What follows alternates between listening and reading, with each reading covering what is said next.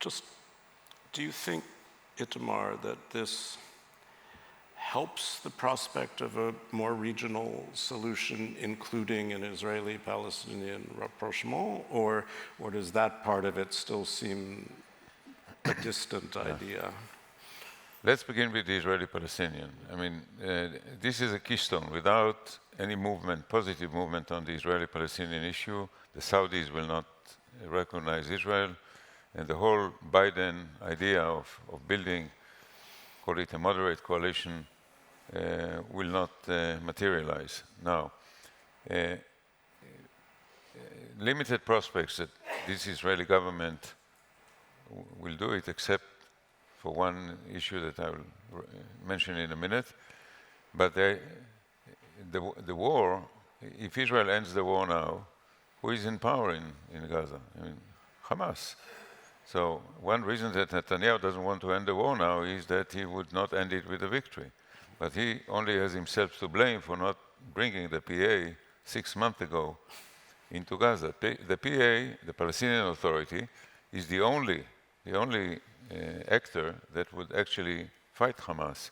If you send European peacekeepers to Gaza, what happened in Somalia and in other places when the Italians withdrew after they lost 14 people would happen there. So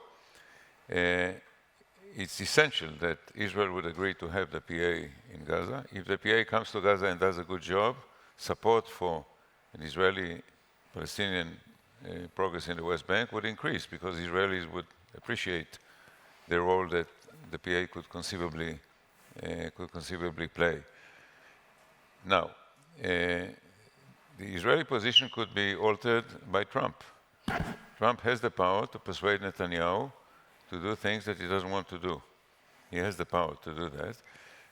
If he wishes to go that route, and I'm sure that he very much wants the Nobel Prize, and that's a very promising route for getting a Nobel. So I don't rule out the possibility that the change would come from the direction. So that's the Israeli-Palestinian. Second is a larger regional picture. So there are two prospects here. One is that there could also be an Iranian-American deal. I think there is a great deal of opposition to the regime in Iran itself. There is a lot of criticism. People ask, we are suffering economically, and you have wasted billions of dollars on in Lebanon and in other places, and it all came to naught. Maybe it's time to think, rethink the policies. Now, from Trump's point of view, he could choose either to try to scare, to force Iran into something, or to come to terms with Iran. It's another route to the Nobel. So that's right. These are two roads to a new regional situation. Yeah, I mean, the Iran thing's interesting because when I've been talking to the Europeans, and I mean, they're trying to talk to the Iranians who are very interested in trying for a deal through Pezeshkian, right? To hold Trump off from installing maximum pressure 2.0 the first day, right? Because if he does that, I think the Iranians won't want to play.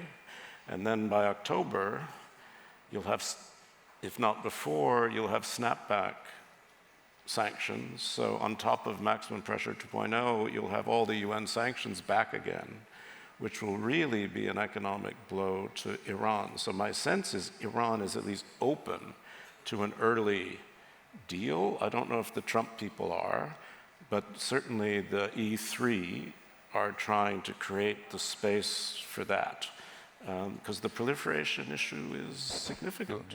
Yeah, Iran will have to offer two things. One is to replace the deal the JCPOA made with Obama, because that's gone. A better deal, with a better deal.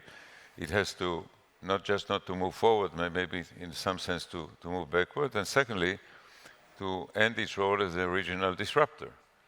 These should be the two elements of the deal, and the United States could offer normalization and of sanctions, not friendship, but reasonable. And a meeting between the Supreme Leader and our Supreme Leader.